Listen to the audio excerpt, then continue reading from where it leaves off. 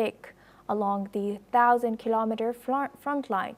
The advance brings the Russian forces closer to Kostiantynivka, a strategic town in the road to Kramatorsk, home to a major Ukrainian logistics base.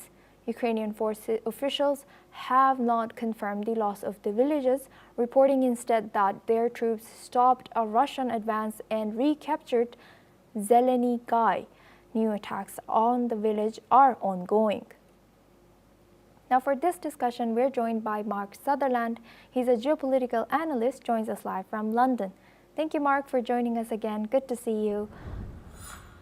Now, this week also we have seen both Russia and Ukraine say different things. They have captured, recaptured, captured, recaptures, but there's discrepancies between both these reports.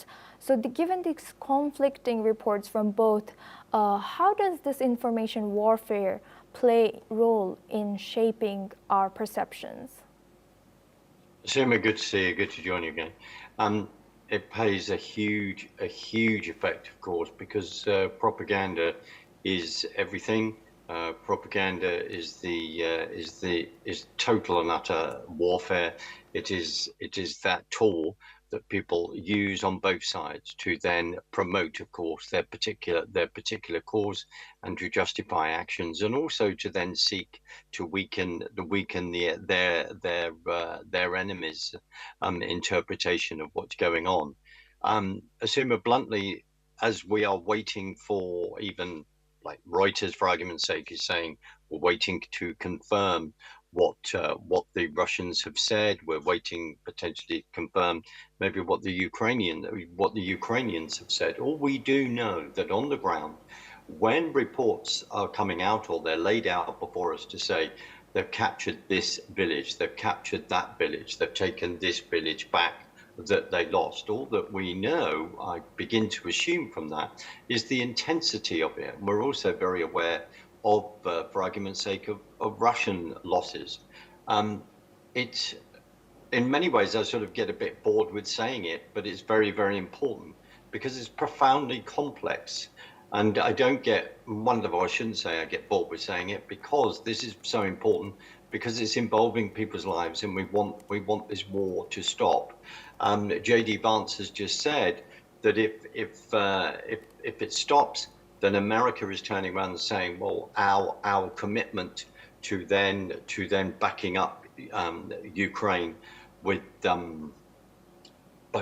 by standing with them, and then putting potentially more arms into the situation, boots on the ground, will be something that would happen after the war. The reason why I'm saying that is the complexity of the discussion, and that also plays into the whole propaganda, but reports from both sides, which is what you're then alluding to. The biggest challenge is the problem is we have a world where instantly on media we want an instant response, and because of what's happening on the ground in the battle, we cannot turn around and say, well, give us a week so we can assess everything. And in many ways that's what we need, but within a battle where things are changing second by second, minute by minute, hour by hour, day by day, week by week, that is extremely difficult. So people are going back to information over the history, where people turn around and say, well, why didn't the Russians go straight for Kyiv? Why didn't they do that? And then, of course, within another discussion, it's how they then fight a battle. So they've then been trying to draw Ukrainian forces to them. It isn't about avoiding answers. It's trying to explain that the complexities of this are so deep. But we are left with this comment, is the fact that Russia invaded a sovereign country that became a sovereign country in 2021, which 2 days ago celebrated its independence from the Soviet bloc in 1991. Azuma. Yes, yesterday was, you have also mentioned that yesterday was their Independence Day. What do you think about them celebrating Independence Day while both sides claiming the attacks and also the POW that we saw today. Do you think this was just maybe to keep up with the morale during this war? What do you think that was signifying towards? Well, I think you made a very interesting point in regard to keeping up morale. Absolutely. If my assessment is right and others, the Russians have then taken 20% of Ukrainian land, and that may be about to, of course, it then ebbs and flows. That's what they've done, and the Ukrainians are then fighting for their nation. So when you have a date to say independence, 1991, from being under the Soviet influence for many years, those kind of events are very important. You allude to the POW situation. We remember recently, a few weeks ago, that both sides met in Turkey, 45 minutes, and that the discussion mainly was about, within 45 minutes, was about POW exchanges. This is very important. What we then wanted was a longer discussion about the real issues and how we can stop this war, which then led, as you are fully aware of because you covered it, where President Trump then met with President Putin of Russia in Alaska. We have still got to see how this is going to unfold, because at the moment it's not stopping. However, if there is planned another meeting, there may be a planned another meeting after that. Whatever, I will say this, that we need those discussions. It's better to have those discussions and praying that will actually lead to an end than actually the non-discussion that happened under the Biden of 4 years, and also other European leaders then, or someone like Boris Johnson, the ex-Prime Minister of the UK, is alluding to the fact that when there was potentially a deal on the table, was saying, no, Zelensky, don't do that. These kind of things going on in the background, and explaining that is very sad. It's not good because of the build-up and where we are now, because it's a huge it seems like an intractable problem. Because for it to end, if Ukraine are then asked to say, you are going to have to surrender this part of this land to the Russians, and then we then look at the history. We look at the history of the deal that was signed, I believe, in Budapest in 1994, when we said to Ukraine, if you get rid of your nuclear weapons, basically we will stand with you, we will defend you. We have to look at that history and how that is then rolled out.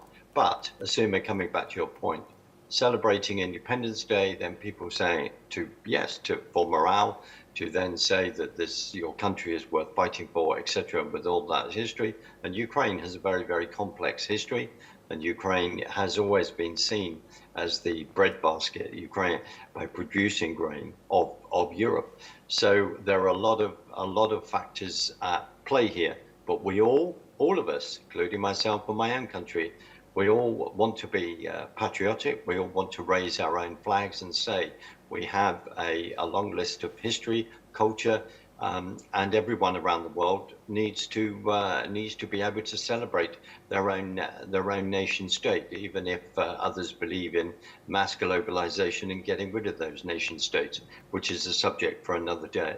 Asuma. Yes, I agree with you. But going back to the POWs that just happened yesterday in Ukrainian Independence Day, we saw that UAE played a role in that. What do you think why UAE was involved? And also, what do you think that Middle East will be involved more and more? Do you think we will see them being involved in Russia-Ukraine, between Russia-Ukraine?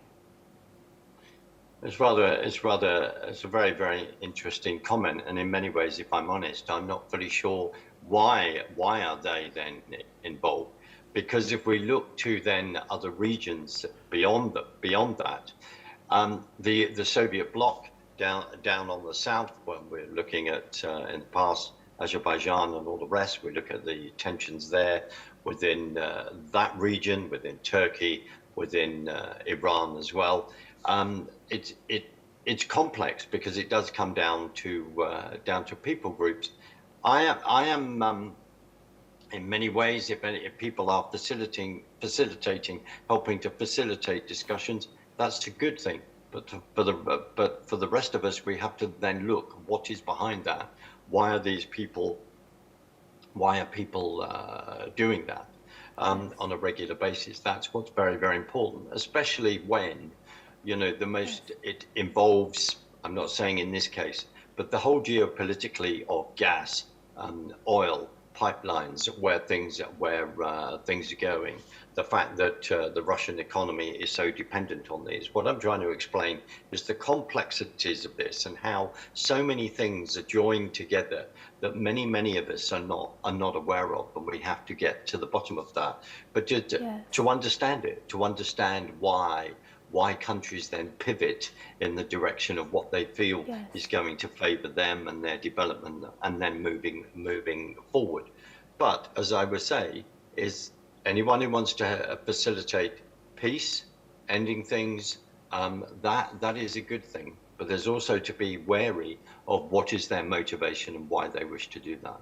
Asuma. Yes, UAE's motivation is under clouds, but for sure, them stepping up in it is a good suggestion. Thank you very much.